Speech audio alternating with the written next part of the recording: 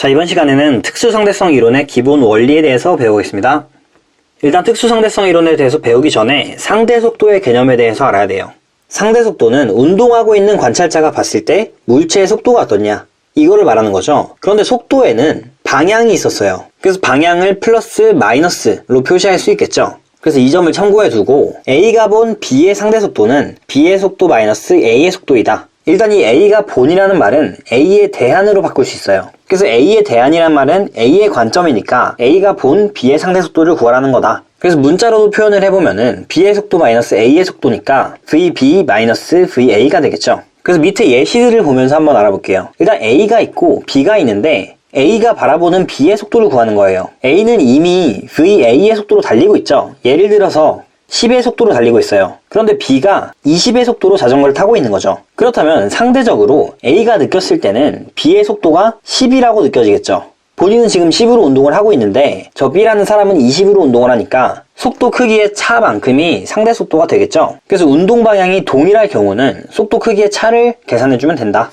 그리고 두 번째로 A라는 사람이 또 10으로 달리고 있고 B라는 사람은 20으로 달리고 있는데 지금 둘의 방향이 다르죠. 그래서 마이너스 20으로 달리고 있어요. 그러면 A가 봤을 때 이 B라는 사람은 마이너스 30만큼으로 뒤로 가고 있는 것처럼 느껴지겠죠. 그래서 이런 식으로 운동 방향이 반대일 때는 속도 크기에 합을 해주면 된다. 그래서 10 더하기 20 하면은 30이 나온다. 그리고 다음 페이지를 볼게요. 특수상대성 이론의 배경에 대해서 볼 거예요. 일단은 이 배경을 이해하기 위해서는 에테르라는 매질에 대해서 알아야 돼요. 에테르는 빛을 전파시키는 매질이에요. 매질이 무엇이냐면 파동을 매개하는 물질이에요. 예를 들면은 소리 같은 경우는 공기를 타고 가서 전달이 되죠. 그래서 소리는 공기가 없으면 전달이 되지 않는 거예요. 근데 이 에테르는 빛을 전달시키는 매질인 거죠. 그래서 에테르가 있어야지만 빛이 이동을 할 수가 있다. 그래서 옛날에는 이런 식으로 생각을 했던 거죠. 빛이 이동하기 위해서 에테르가 사방에 깔려 있다. 우주에 에테르가 엄청나게 많다 라고 생각을 했던 거예요. 그래서 마이컬슨이랑 몰리라는 과학자가 이 에테르의 존재를 증명해내기 위해서 실험을 하나 고안을 합니다. 에테르를 통해서 전달되는 빛의 속력 차이를 밝혀내서 에테르의 존재를 확인하게 만들겠다. 이게 무슨 소리냐면 오른쪽 위에 그림을 한번 보면은 만약에 에테르가 있다 라고 가정을 해볼게요. 그러면은 이 에테르가 있는 상황은 강물에 배가 떠다니는 상황이랑 똑같다 라고 생각을 하는 거죠. 지금 동일한 속력으로 이동하고 있는 배가 두 척 있죠. 그런데 강물이 위에서 아래로 흐르고 있어요. 그렇다면 왼쪽의 배는 이 강물의 흐름과 같은 방향으로 이동하고 있고 오른쪽의 배는 강물의 흐름에 거슬러서 이동하고 있죠. 그러면은 실질적으로는 왼쪽의 배가 더 빠르겠죠. 그리고 오른쪽의 배는 느리겠죠.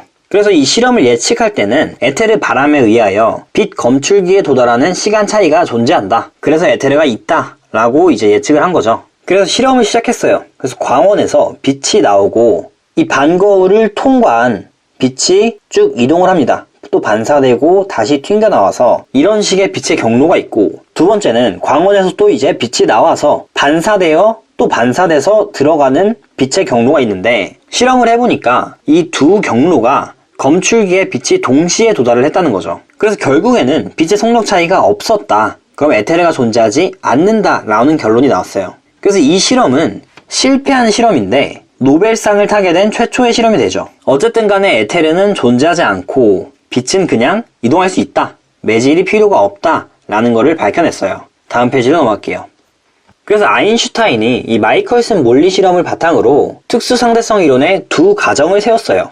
일단 첫 번째는 상대성 원리예요. 상대성 원리는 모든 관성 좌표계에서 관성 좌표계는 무엇이냐? 정지해 있거나 등속도인 좌표계를 뜻해요. 그래서 이 모든 관성 좌표계에서 물리 법칙은 동일하게 성립한다 라는 거를 주장했죠. 또 이게 무슨 소리인지 한번 봐볼게요. 관성 좌표계에서 관찰되는 물리량은 다를 수 있지만 그 물리량 사이의 관계식은 동일하게 성립한다. 예를 들어서 지구에서 몸무게가 60kg인 사람이 있어요. 그런데 이 사람은 달에 가게 되면 몸무게가 10kg로 바뀝니다. 지구와 달에서의 중력 가속도가 다르기 때문이죠. 그래서 이런 식으로 물리량은 다르게 관측이 될 수가 있다. 그런데 공식은 항상 동일하게 적용이 된다. 이 F는 ma라는 공식은 어디서나 적용이 되겠죠. 그래서 물리량은 다를 수 있지만 이 관계식은 동일하게 성립하는 게 상대성 원리예요. 그리고 또 두 번째 예시를 볼게요. 지금 이 트럭에서 공을 위에서 아래로 던지고 있는 사람이 있죠. 그래서 지금 이 트럭 위에 있는 관찰자 같은 경우는 그냥 본인이 공을 위로 던졌다가 아래로 내려왔구나 라고 생각을 하게 되죠. 그런데 만약에 지면 위에 있는 관찰자가 보게 된다면 이 공은 포물선 운동을 한 거죠. 그래서 보는 사람마다 이 시각적으로는 달라 보일 수 있겠죠. 그런데 항상 이 F는 ma라는 공식만은 계속 동일하게 적용이 되겠죠. 그래서 이 상대성 원리가 특수상대성 이론의 하나의 가정이죠. 그리고 다음 페이지로 넘어갈게요. 그리고 이번 페이지에서는 이제 광속 불변의 원리에 대해서 볼 거예요.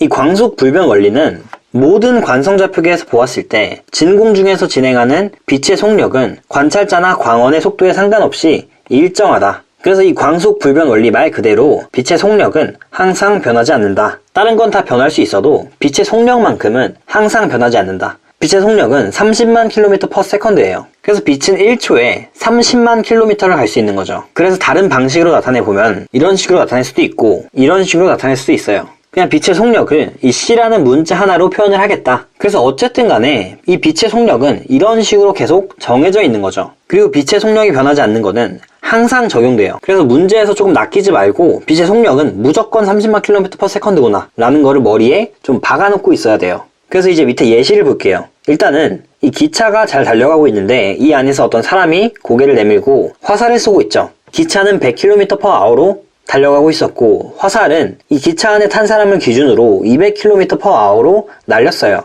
그런데 이 화살을 지표면에 있는 관찰자가 봤을 때 속력을 측정해보자면 이 두 개의 속력을 더한 값이 되겠죠. 그런데 오른쪽 예시를 보면은 지금 어떤 사람이 기차에 타 있고 똑같이 빛을 쐈어요. 이 기차에 탄 사람이 느꼈을 때 빛의 속력은 C, 그냥 일반적인 빛의 속력이었고 그러면은 이 지표면에 있는 관찰자가 봤을 때 빛의 속력은 얼마로 보이겠느냐? 이거는 어떤 상황을 불문하고 항상 C가 나오죠.